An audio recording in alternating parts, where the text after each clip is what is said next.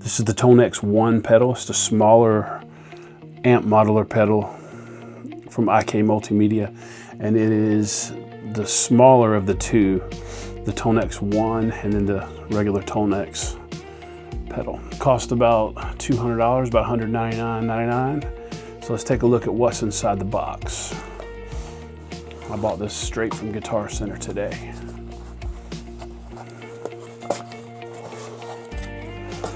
There's the pedal right there, so let's go ahead and take that out. It's the TONEX One. And we're gonna set that there.